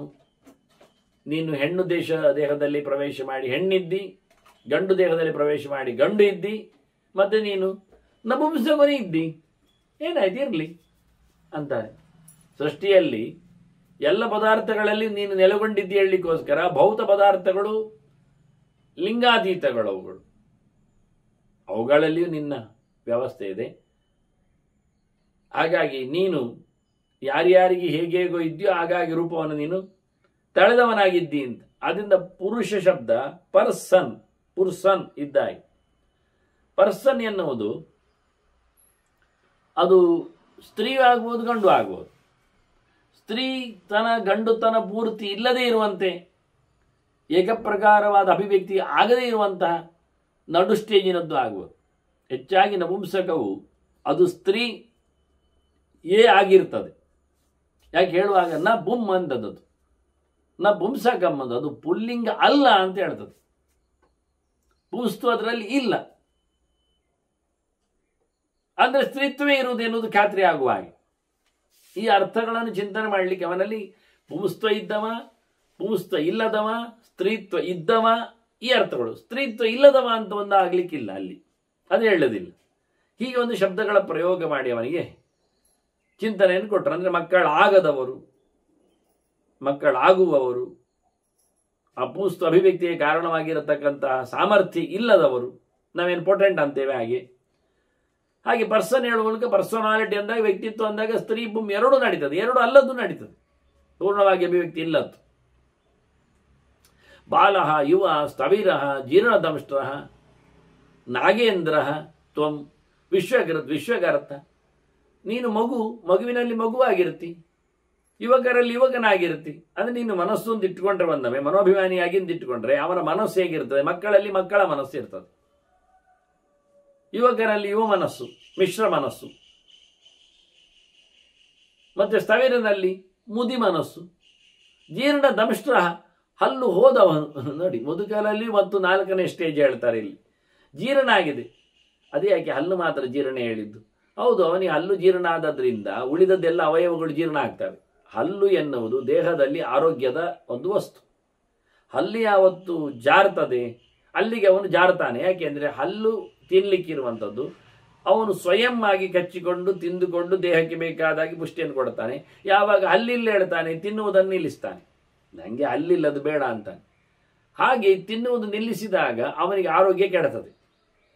ಮತ್ತೆ ಅವನು ಹಲ್ಲಲ್ಲಿ ಕಚ್ಚಿಕೊಂಡು ನುಣುಚಿಕೊಂಡದನ್ನು ಆಸ್ವಾದಿಸಿಕೊಂಡು ತನ್ನ ಜೊಲ್ಲು ರಸದೊಂದಿಗೆ ತಿನ್ನದೇ ಇದ್ದರೆ, ಹಾಗೆ ಅದನ್ನು ಕುಟ್ಟಿ ಉಡಿ ಮಾಡಿಯೋ ಮತ್ತೊಂದು ಮಾಡಿ ತಿಂದುಬಿಟ್ರೆ ಅದು ಒಳಗೆ ಕರಗುವ ವಿಧಾನದಲ್ಲಿ ಹೆಚ್ಚು ಕಡಿಮೆ ಆಗ್ತದೆ, ರೋಗ ಅಂತ ಅರ್ಥ. ಆದ್ರಿಂದ ಒಂದು ಸರ್ತಿ ಹಲ್ಲು ಹೋಯ್ತಾ ಮತ್ತೆ ಎಲ್ಲವನ್ನು ಹೋಗ್ಲಿ ಶುರು ಆಯ್ತು ಅಂತ ಅರ್ಥ. ತನ್ನಷ್ಟಕ್ಕೆ ಅಂದ್ರೆ ತನ್ನ ಕೆಲಸ ತಾನು ಮಾಡ್ತಾ ಇಲ್ಲ ಅಂತ ಅರ್ಥ. ಹಲ್ಲು ಹೋಗುವ ಮೂಲಕ ಆ ಆಚೀಚಿನ ಎಲ್ಲ ಅವಯವಗಳಲ್ಲಿನ ಶೈಥಿಲ್ಯವನ್ನು ಗುರುತಿಸ್ತಾರೆ. ಹಾಗಾಗಿ ಯಾವತ್ತಿನವರೆಗೂ ಹಲ್ಲಿನ ಗೌಜಿತ ಅಂದರೆ ಸತ್ತ ಬಳಿಕವೂ, ಹೆಣದಲ್ಲಿಯೂ, ಹೂತ ನಂತರವೂ, ಸುಟ್ಟಾಗಿದ್ರು ಹಲ್ಲಿನಲ್ಲಿ ಗುರುತನ್ನು ಮಾಡಲಿಕ್ಕೆ ಬರ್ತದೆ. ಅದನ್ನ ಹಲ್ಲು ಕಳ್ಕೊಂಡವ ಅಂದರೆ ಹಣ್ಣು ಮುದುಕ ಅಂತ ಅರ್ಥ ಆ ಲೆಕ್ಕದಲ್ಲಿ. ಹಾಗೆಯೇ ನೀನು ಬೆಟ್ಟದಲ್ಲಿ ರಾಜ, ನೀನು ಹಿಮಾಲಯ ಅದು ಆಗದು ಅರ್ಥ. ಮೇರು ಅದು ಆಗದೆ, ಮೇರು ಮನೆಯಲ್ಲಿ ನೀನಿದ್ದಿ, ಕೈಲಾಸವಾಸಿ ಅದು ಸರಿ. ಇಡೀ ಜಗತ್ತನ್ನು ನಿರ್ಮಾಣ ಮಾಡುವಲ್ಲಿ ನೀನು ಸೇರಿಕೊಂಡೆ, ಇಡೀ ಜಗತ್ತಿನ ರೂವಾರಿ ನೀನು, ಇಡೀ ಜಗತ್ತನ್ನು ಕ್ರಂದನ ಮಾಡಲಿಕ್ಕೆ ಮುಗಿಸುವಲ್ಲಿಯೂ ನೀನು ಸಮರ್ಥ. ವಿಶ್ವಕೃತ ವರೇಣ್ಯ ಮಾಡುಗರಲ್ಲಿ ನೀನು ಶ್ರೇಷ್ಠ, ಬೇರೆ ಬಿಡು. ವಿಶ್ವವಾಹೋ ಎಲ್ಲೆಡೆ ನಿನ್ನ ಸಾಮರ್ಥ್ಯ ತೋರಿಸುವ ತೋಳಿವೆ, ವಿಶ್ವರೂಪನಿದ್ದಿ, ಅತಿ ತೇಜಸ್ವಿಯಾಗಿದ್ದಿ, ವಿಶ್ವತೋಮುಖ ಎಲ್ಲವನ್ನು ನೀನು ಪ್ರತ್ಯಕ್ಷ ನೋಡ್ತೀಯ. ಚಂದ್ರಾದಿತ್ಯೋ ಚಕ್ಷುಷೀತೆ ಹೃದಯಂಚ ಪಿತಾಮಹ. ನಿನ್ನ ಮನಸ್ಸನ್ನು ಕಂಟ್ರೋಲ್ ಮಾಡುವ ಚತುರ್ಮುಖ. ನೀನು ಮನಸ್ಸಿಟ್ಟದ್ದು ಚತುರ್ಮುಖನ ಮೇಲೆ. ನಿನ್ನ ಉಪಾಸ್ಯ ಮೂರ್ತಿ, ನಿನ್ನ ಗುರುಗಳು ಚತುರ್ಮುಖ. ನಿನ್ನೆರಡು ಕಣ್ಣುಗಳನ್ನು ಆಶ್ರಯ ಪಡೆದವರು ಸೂರ್ಯಚಂದ್ರ. ಎಲ್ಲರ ಜೊತೆಯಲ್ಲಿ ಸೂರ್ಯಚಂದ್ರನ ಕಣ್ಣಲ್ಲಿ ಇಟ್ಟುಕೊಂಡು, ಮನಸ್ಸಿನಲ್ಲಿ ಚತುರ್ಮುಖನನ್ನು ಇಟ್ಟುಕೊಂಡು ನೀನು ಪ್ರೇರಣೆ ಮಾಡಿ ಕೆಲಸ ಮಾಡಿಸ್ತಾ ಇದೆಯಾ. ಅದು ವಿಶೇಷ ನಿನ್ನ ಕತೆ ಅಂತ. ಮತ್ತೆ ಅಹೋರಾತ್ರ ನಿಮಿಷೋನ್ಮೇಷ ಕರ್ಮ ಸರಸ್ವತಿ ವಾಕ್ ಬಲಂ ಅನಲೋ ನಿಲ. ನಿನ್ನ ಮಾತಿನಲ್ಲಿ ಸರಸ್ವತಿ ಇದ್ದಾಳೆ. ನೀನು ಮಾತಿನಲ್ಲಿ ಸರಸ್ವತಿಯನ್ನು ಮಾತಾಡಿಸ್ತೀಯ. ನಿನ್ನ ಟೀಚರ್ ಅವಳು. ನಿನಗೆ ಬಲ ಕೊಟ್ಟವ ಗಾಳಿದೇವ. ನಿನ್ನ ಹೊರಗಿನ ಬಲ ಅದು ಅಗ್ನಿದೇವ ಇದ್ದಾನೆ. ಹಗಲು ರಾತ್ರಿ ಅದು ನಿನ್ನ ಕೈಯಲ್ಲಿದೆ. ಸಂಜೆ ಅವನದ್ದೇ ಹೇಳಿದ್ದಲ್ಲ, ಪಾರ್ವತ್ಯ ದಿನ. ಹಾಗೆ ಕಣ್ಣು ಮುಚ್ಚುವುದು ತೆಗೆಯುವುದು ಮನಸ್ಸು ಮಾಡಿದರೆ ನೀನೆ ಅಲವತ್ತೆ. ನ ಬ್ರಹ್ಮ ನ ಚ ಗೋವಿಂದ ಪೌರಾಣ ಋಷಯೋ ನತೇ ಮಾಹಾತ್ಮ್ಯಂ ವೇದಿತುಂ ಶಕ್ತಾ ಯಾಥಾತತ್ಯೇನ ತೇ ಶಿವ. ಇದೊಂದು ಮಾತು ಹೇಳಿಬಿಡ್ತಾನೆ ದಕ್ಷ. ನಿನ್ನನ್ನು ತಿಳ್ಕೊಳ್ಳಿಕ್ಕೆ ಯಾರಿಗೂ ಆಗ್ತಾ ಇಲ್ಲ ಹಳೆ ಬಾರಿಗೆ. ನ ಪೌರಾಣ ಋಷಯ, ಹಳೆಯ ತಲೆಮಾರಿನ ಋಷಿಗಳು ನಿನ್ನ ಬಗ್ಗೆ ಸರಿಯಾಗಿ ತಿಳ್ಕೊಳ್ಳಿಲ್ಲ, ಪೂರ ತಿಳ್ಕೊಂಡಿಲ್ಲ. ಅದರಲ್ಲಿ ಎರಡು ಶಬ್ದ ಸೇರಿಸ್ತಾನೆ. ನ ಬ್ರಹ್ಮ ನ ಚ ಗೋವಿಂದ, ಬ್ರಹ್ಮದೇವರಿಗೂ ಗೊತ್ತಿಲ್ಲ, ಮತ್ತೆ ಕೃಷ್ಣನಿಗೂ ಗೊತ್ತಿಲ್ಲ ಎಲ್ಲ ಹೇಳಿಬಿಡ್ತಾನೆ. ಗೋವಿಂದ ಶಬ್ದ ಹಾಕ್ತಾನೆ. ನಾರಾಯಣ, ವಿಷ್ಣು, ಹರಿ ಶಬ್ದ ಹಾಕುವುದಿಲ್ಲ. ನಮಗೆ ಕನ್ಫ್ಯೂಸ್ ಮಾಡಲಿಕ್ಕೆ ಆಗಿದೆ. ಹಿಂದೆ ಗೋವಿಂದ ಶಬ್ದ ಬಂದಿದೆ ಅಲ್ಲ, ಅವನನ್ನು ಕರೆದಿದ್ದಾರಲ್ಲ, ಆಗ ನಾವು ನೋಡಿದ್ದೇವಲ್ಲ, ಹೀಗೆ ಹಿರಣ್ಯ ಗರ್ಭ ಅಂತ ಕರೆದಿದ್ದಾರಲ್ಲ, ಅದೇ ಅರ್ಥ ಇಲ್ಲಿ ಎಲ್ಲ ಮಾಡಲಿಕ್ಕಿರುವಂಥ. ಮತ್ತೆ ಭೀಷ್ಮರು ಮೊದಲೇ ಹೇಳಿದ್ದಾರೆ, ಇಲ್ಲಿ ಕೆಲವು ಮಾತುಗಳು ಗೂಢವಾಗಿವೆ, ಕೆಲವು ಪ್ರಕಾಶವಾಗಿವೆ. ಅಂದ್ರೆ ಏನರ್ಥ? ಕೆಲವು ಹೊರಗಿಂದ ಹೊರಗೆ ಹೊರಗಿದ್ದವನನ್ನೇ ಹೇಳ್ತದೆ, ಕೆಲವು ನಿಗೂಢವಾಗಿ ಒಳಗಿದ್ದವನನ್ನು ಹೇಳ್ತದೆ. ಈಗ ಮರದಿಂದ ಬಿದ್ದಾಗ ತೆಂಗಿನಕಾಯಿ ಅಂಗಳದಲ್ಲಿ ಮಗು ಬಂದು ಕೇಳಿದಾಗ ಏನು ಹೇಳಿದ್ದೇವೆ ನಾವು? ಅದೆಂತದ್ದು ಕೇಳುವಾಗ ಅದು ತೆಂಗಿನಕಾಯಿ ಅಂದೆವು. ಅದು ತೋರಿಸಿದ್ದು ಹೊತ್ಕೊಂಡು ಬಂದಿದೆ, ಅದು ಕೈ ತೋರಿಸಿದ್ದು ಸಿಪ್ಪೆ ಮೇಲೆ, ಇದು ತೆಂಗಿನಕಾಯಿ ಅಂತ ಹೇಳಿದ್ರು. ಆದರೆ ಸಿಪ್ಪೆ ಸುಲಿದ ನಂತರ ಸೂಲಂಗಿಯಲ್ಲಿ ಅದೆಂತದ್ದು ಮಗು ಕೇಳಿದರೆ ಅದು ಸಿಪ್ಪೆ, ಇದು ತೆಂಗಿನಕಾಯಿ ಅಂತೇವೆ ನಾವು. ಆ ನಂತರ ಗೆರಟೆಯನ್ನು ಹೊಡೆದ್ರೆ, ಹೆರಮಣೆಯಲ್ಲಿ ಹೆರೆದ್ರೆ ಅದೆಂತ ಕೇಳಿದ್ರೆ ಅದು ಗೆರಟೆ, ಚಿಪ್ಪು, ಮತ್ತೆ ಇದು ಮಗ ತೆಂಗಿನಕಾಯಿ. ಓ, ಮತ್ತೆ ಆಗ ಬಿದ್ದಾಗ ತೆಂಗಿನಕಾಯಿ ಅದನ್ನು ಹೇಳಿದ್ರಿ. ಹೌದು, ಒಳಗಿದ್ದಾಗ ಹೊರಗಿದ್ದನ್ನು ಹೇಳುವುದು ಕ್ರಮ. ಒಳಗಿದ್ದು ಇಲ್ಲದಿದ್ದಾಗ ಹೊರಗಿದ್ದಕ್ಕೆ ಬೇರೆ ಹೆಸರು ಕೊಟ್ಟು ಕಾಡಿತೇವೆ. ಹಾಗಾಗಿ ಶಿವನ ಒಳಗೆ ನಾರಾಯಣ ಇರ್ಲಿಕ್ಕಾಗಿ ಇವನನ್ನು ಹೇಳುವಾಗ ನೀನು ಗೋವಿಂದ, ನೀನು ಬ್ರಹ್ಮ ಎಲ್ಲ ಹೇಳಲಿಕ್ಕೆ ಬರ್ತದೆ. ಇಲ್ಲದಿದ್ದಾಗ ಗುರುತಿಸ್ಲಿಕ್ಕೆ ಆಗುವುದಿಲ್ಲ. ಆದ್ರಿಂದ ಮೊದಲೇ ಭೀಷ್ಮರು ಹೇಳ್ತಾರೆ, ನಿಗೂಢಾನಿ ಪ್ರಕಾಶಾನಿ ಅಂತ. ನಾನು ಕೆಲವು ಹೊರಗಿದ್ದಲ್ಲಿ ಹೇಳಿದ್ದೇನೆ, ಇನ್ನು ಕೆಲವು ಒಳಗಿದ್ದನ್ನು ಹೇಳಿದ್ದೇನೆ ಅಂದಿದ್ದಾನ. ಆದ್ರಿಂದ ಇಲ್ಲಿ ಸ್ಪಷ್ಟವಾಗಿ ಒಳಗಿರತಕ್ಕ ಮುಂದೆ ಒಂದು ಮಾತು ಬರುತ್ತೆ. ಹಾಗೆ ನಡುವೆ ದೇವರ ಬಗ್ಗೆ ಎಚ್ಚರಾಗಿ ಹೇಳುತ್ತಾ ಇರ್ತಾನೆ. ಕಾಣುವವರಿಗೆ ಹಾಗೂ ಇರ್ತದೆ ನೋಡಿ. ಆಗ ನಾನು ಹೇಳಿದ್ದು ಅದು ಗಂಗೆಯನ್ನು ಹೊತ್ತದ್ದಾಗಿ ಖಂಡಿತವನಿಗೆ ಮುಂದಾಗುವ ಶೇಷನಾಗಿ ಕಾಣುತ್ತದೆ. ಅದು ಅಪರೋಕ್ಷ ಜ್ಞಾನಿಗಳ ಕಥೆ. ಆಗಿ ಹಿಂದಿನದ್ದು ಮುಂದಿನದ್ದೆಲ್ಲ ಕಾಣುತ್ತದೆ, ಅದನ್ನು ತಿಳಿಸ್ತಾರೆ. ಆದ್ರಿಂದ ಇಲ್ಲಿ ಬ್ರಹ್ಮ ಶಬ್ದ ಏನು ನಮಗೆ ಅಳುವುದಿಲ್ಲ. ಯಾಕೆಂದ್ರೆ ಬ್ರಹ್ಮ ಶಬ್ದವು ಬೃಹಸ್ಪತಿಗೆ ಹೆಸರು, ಗುರುಗಳಿಗೆ, ದೇವತೆಗಳ ಗುರುಗಳು. ಅವರಿಗೆ ಗೊತ್ತಿಲ್ಲ ಎನ್ನುವುದು ಸತ್ಯವೇ. ಶಿವನಿಗಿಂತವರು ಕಮ್ಮಿ ಯೋಗ್ಯತೆಯವರು. ಹಾಗೆ ಗೋವಿಂದ ಅನ್ನುವುದು ನೀರಲ್ಲಿದ್ದವನು ಅಂತ ಹೇಳಿಕೊಂಡು ವರುಣ ಅಂತ ಅರ್ಥ ಮಾಡಲಿಕ್ಕೆ ಬರ್ತದೆ. ಅವನಿಗೆ ಗೊತ್ತಿಲ್ಲ ನೀರಿನ ಒಡೆ ಇದ್ದಾನೆ, ಅಥವಾ ಮಾತಿನ ಅರಸ ಇದ್ದಾನೆ. ಮತ್ತೆ ಈ ಗೋವುಗಳನ್ನು, ಗೋ ಅಂದರೆ ಸ್ವರ್ಗ ಅಂದರ್ಥ, ಅದನ್ನು ನೋಡಿಕೊಳ್ಳುವ ಇಂದ್ರ ಇದ್ದಾನೆ. ಅದರಿಂದ ಇಂದ್ರ ಬೃಹಸ್ಪತಿಗಳನ್ನು ಬ್ರಹ್ಮ ಗೋವಿಂದ ಶಬ್ದಕ್ಕೆ ಅರ್ಥ ಮಾಡಿದ್ರೆ ಈ ಶ್ಲೋಕ ನಮಗೆ ಎಡಂಗುವುದೂ ಇಲ್ಲ, ಅರ್ಥಕ್ಕೇನು ಚ್ಯುತಿಯೂ ಬರುವುದಿಲ್ಲ.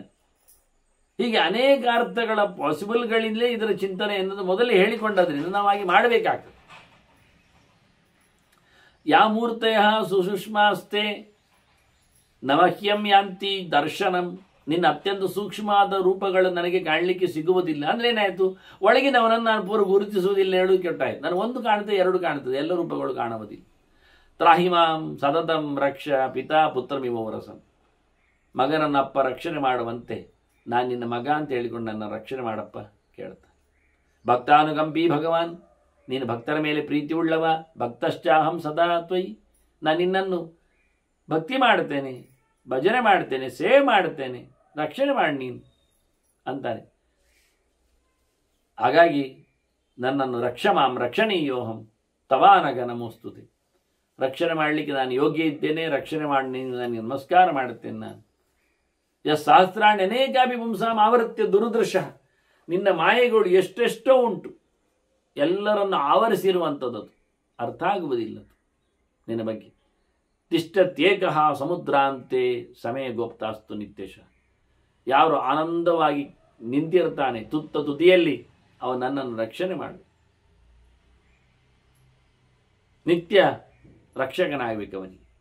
ಯಮೇದ್ರಾಹ ವಿನಿಶ್ವಾಸಾಹ ಸತ್ವಸ್ಥಾಹ ಸಂಯತೇಂದ್ರಿಯ, ನಿದ್ದೆ ಬಿಟ್ಟವರು, ಉಸಿರು ನಿಲ್ಲಿಸುವವರು, ಒಳ್ಳೆಯ ಚಿಂತನೆಯಲ್ಲಿರತರಾದವರು, ಇಂದ್ರಿಯಗಳನ್ನೆಲ್ಲ ಅದು ಬಿಟ್ಟವರು, ಅವರು ಜ್ಯೋತಿ ಪಶ್ಯಂತಿ ಯುಂಜಾನಾಹ, ಮನಸ್ಸನ್ನು ಇಟ್ಟು ನಿನ್ನನ್ನು ಕಾಣುತ್ತಾರೆ. ಹಾಗಾಗಿ ತಸ್ಮೈ ಯೋಗಾತ್ಮನೇ ನಮಃ, ಅಂತಹ ಯೋಗ ರೂಪನಿಗೆ ವಂದನೆಗಳು ಅಂತಾನೆ. ಅಂದರೆ ಮನಸ್ಸು ಇಲ್ಲದೆ ದೇವರ ದರ್ಶನ ಆಗುವುದಿಲ್ಲ. ಹಾಗಾಗಿ ಮನೋಭಿಮಾನಿ ಅನುಗ್ರಹಕ್ಕೆ ಅವರು ಹೇಗೆ ಪಾತ್ರರಾಗಿದ್ದಾರೆ ಹೇಳುವ ಕ್ರಮ. ಜಟಿನೇ ದಂಡಿನೇ ನಿತ್ಯಂ ಲಂಬೋದರ ಶರೀರಿನೇ ಕಮಂಡಲು ನಿಶಂಗಾಯ ತಸ್ಮೈ ಬ್ರಹ್ಮಾತ್ಮನೇ ನಮಃ. ನೋಡಿ ಅವನಿಗೆ ಮತ್ತೆ ಹೇಳುವಾಗ ಬ್ರಹ್ಮಸ್ವರೂಪನು ನೀನಿದ್ದಿ ಅಂದರೆ ವೇದವಾಚ್ಯನಾಗಿ ನೀನು ಬಂದಿದ್ದೀಯ ಅರ್ಥಕ್ಕೋಸ್ಕರ ಭಗವಂತನೆಡೆಗೆ ಚರಣಗೊಳ್ಳತಕ್ಕಂಥ ನಿನ್ನ ರೂಪ ಇದೆ. ಲಂಬೋದರನಿದ್ದಿ, ಕೈಯಲ್ಲಿ ದಂಡ ಇದೆ, ಆನಂತರ ಜಪ ಮಾಡ್ತಾ ಇದ್ದಿ, ಕಮಂಡಲು ಇದೆ, ಜಟೆ ಬಿಟ್ಟುಕೊಂಡಿದ್ದಿ. ಎಸಿ ಕೇಶೇಶು ಜೀಮೂತಾಹ, ಕೂದಲುಗಳು ಅಂದರೆ ಮೇಘಮಂಡಲಗಳಿದ್ದಾಗೆ. ನದ್ಯ ಸರ್ವಾಂಗ ಸಂದಿಶು, ನದಿಗಳು ಅಂದರೆ ಎಲ್ಲ ಕೈಗಳ ಸಂಧಿಗಳಲ್ಲಿದ್ದಾಗೆ. ಮತ್ತೆ ನೋಡಿದಾಗ ಕುಕ್ಷವು ಸಮುದ್ರಾಹ ಚತ್ವಾರ, ಹೊಟ್ಟೆಯಲ್ಲಿ 4 ಸಮುದ್ರ ಬರ್ತದೆ. ಅಂತಹ ಸತು ತಸ್ಮೈ ತೋಯಾತ್ಮನೇ ನಮಃ, ಇಂತಹ ನೀರಿನ ರೂಪನಿಗೆ, ನೀರಿಗೆ ರೂಪ ಕೊಟ್ಟವನಿಗೆ ನಮಸ್ಕಾರ. ಮತ್ತೆ ಇನ್ನೊಂದು, ಜಗತ್ತನ್ನು ಮುಳುಗಿಸಿ ಕಬಳಿಸಿ ಕಡೆಗೊಳಿಸಿ ಶಾಂತನಾದ ಭಗವಂತನ ರೂಪ ಚಿಂತನೆ ಮಾಡುವಾಗ ಸಂಭಕ್ಷ್ಯ ಸರ್ವಭೂತಾನಿ ಯುಗಾಂತೆ ಪರ್ಯುಪಸ್ಥಿತೆ ಯಶ್ಯೇತೆ ಜಲ ಮಧ್ಯಸ್ಥ ತಂ ಪ್ರಪದ್ಯ ಅಂಬುಶಾಯಿನಂ. ಇಲ್ಲಿ ನೀನು ಅಂತ ಹೇಳಲಿಕ್ಕೆ ಹೋಗಲಿಲ್ಲ, ನೀರಿನ ನಡುವೆ ನಿಂತವನಿಗೆ ನಾನು ಕೈ ಮುಗಿದ್ದೇನೆ ಅಂತ ಹೇಳಿಬಿಟ್ಟು ಅದು ಯಾರು ನೀನು ಅಂತ ಹೇಳ್ತಾನೆ. ಹಾಗಾಗಿ ಪರಮಾತ್ಮನಲ್ಲಿ ಚಿಂತನೆಯನ್ನು ನಡೆಸುವಾಗ ಇವನೊಳಗೆ ಕೂತ ದೇವರ ಶಕ್ತಿಯನ್ನು ಸ್ಪಷ್ಟವಾಗಿ ನೋಡಿಕೊಂಡವ ಹೇಳ್ತಾನೆ, ಯುಗದ ಕಡೆಯಲ್ಲಿ ನೀರಿನ ನಡುವೆ ಇರುವ ನಾರಾಯಣ ಅಲ್ಲದೆ ಮತ್ಯ.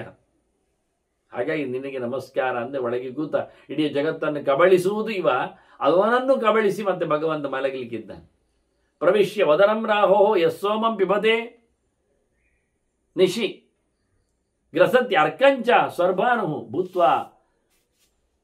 ಗಮ್ಮತ್ತು ಅಂದರೆ ಭೂತ್ವಾ ತಂ ಸ್ವಭಿರಕ್ಷತ್. ನಮಗೆ ಆಕಾಶ ಮಂಡಲದಲ್ಲಿ ಗ್ರಹಣ ಕಾಣ್ತದೆ. ಈ ರಾಹು ಬಾಯಿ ತೆರೆದು ಬಂದಾಗ ಯಾರನ್ನು, ಸೋಮನನ್ನು, ಚಂದ್ರನನ್ನು ನುಂಗ್ತೇನೆ ಅಂತ ಅದು ಅಮೃತ. ಅದ ಹಾಗೆ ಇವ ಶಿವ ಏನು ಮಾಡ್ತಾನೆ, ಅಡಗಿಸಿ ಬಿಡ್ತಾನೆ ಚಂದ್ರನನ್ನೇ. ಹಾಗೆ ಸೂರ್ಯನನ್ನು ನುಂಗ್ಲಿಕ್ಕೆ ಹೋಗುವಾಗಲೂ ಅವನು ತನ್ನ ಶಕ್ತಿಯಲ್ಲಿ ಅವನನ್ನು ಕಾಪಾಡಿಕೊಳ್ತಾನೆ. ಹೀಗಾಗಿ ಇಂತಹ ಒಂದು ಸ್ವರ್ಭಾನುವಿನ, ಅಂದರೆ ಸ್ವರ್ಭಾನು ಅಂದರೆ ರಾಹುವಿನ ಉಪಡ್ರಳಕ್ಕೆ ಆಟವನ್ನು ತೋರಿಸುವವ ನೀನು. ಯಚಾನುಪತಿತಾ ಗರ್ಭಾ ಯಥಾ ಭಾಗಂ ಉಪಾಸತೆ. ಮತ್ತೆ ಮತ್ತೆ ಹುಟ್ಟಿ ಬಂದವರು ಈ ನೆಲದಲ್ಲಿ ಅವರವರ ಕೆಲಸಗಳನ್ನೆಲ್ಲ ಮಾಡ್ತಾರಲ್ಲ, ಎಲ್ಲ ಮನಸ್ಸು ಕೊಡುವುದು ನೀನೇ ಅವರಿಗೆ. ಹಾಗಾಗಿ ನಮಸ್ತೇಭ್ಯ ಸದಾ ಸ್ವಾಹ ಪ್ರಾಪ್ನುವಂತು ಮುದಂತು ತೇ. ಅವರಿಗೆಲ್ಲ ನನ್ನ ನಮಸ್ಕಾರ. ಬಂದಾಗ ಸೃಷ್ಟಿಯಲ್ಲಿ ಎಲ್ಲದರಲ್ಲಿಯೂ ಮನಸ್ಸಿನ ಅಭಿಮಾನಿಯಾಗಿ ನೀನು ಬರ್ತೀಯ. ಹಾಗಾಗಿ ಬಂದವರಿಗೆಲ್ಲ ನನ್ನ ನಮಸ್ಕಾರಗಳುಂಟು. ಎಲ್ಲ ಪ್ರಕಾರದವರಿಗೂ ನಾನು ನನ್ನನ್ನು ಸಮರ್ಪಿಸಿಕೊಂಡಿದ್ದೇನೆ. ಎಲ್ಲರನ್ನೂ ನಾನು ತಲೆಯಲ್ಲಿ ಹೊತ್ತುಕೊಳ್ಳುತ್ತೇನೆ. ಅವರೆಲ್ಲರಿಗೂ ಸಂಭ್ರಮ ಆಗಲಿ, ಸಂತೋಷ ಆಗಲಿ. ನಮಸ್ತೇಭ್ಯ ನಮಸ್ತೇಭ್ಯ ನಮಸ್ತೇಭ್ಯ ನಮೋ ನಮಃ. ಮತ್ತೆ ಮತ್ತೆ ಎಲ್ಲರಿಗೂ ನಮಸ್ಕಾರವನ್ನು ಮತ್ತೆ ಮತ್ತೆ ದಕ್ಷ ಹೇಳುತ್ತಾನೆ. ಹೀಗೆ ಅನೇಕ ಮಾತುಗಳು ಮತ್ತು ಅವನ ಚಿಂತನೆದ್ದು ಉಳಿದಿವೆ. ವಾಸ್ತವವಾಗಿ ಅವನು ನಮನಗಳನ್ನು ಕೊಟ್ಟದ್ದನ್ನು ನಾವು ಮತ್ತೊಮ್ಮೆ ಚಿಂತನೆ ತರುವ ವಂದನೆಗಳೊಂದಿಗೆ ಶ್ರೀಕೃಷ್ಣಾರ್ಪಣಸ್ತು. ನಾರಾಯಣ ನಾರಾಯಣ ನಾರಾಯಣ.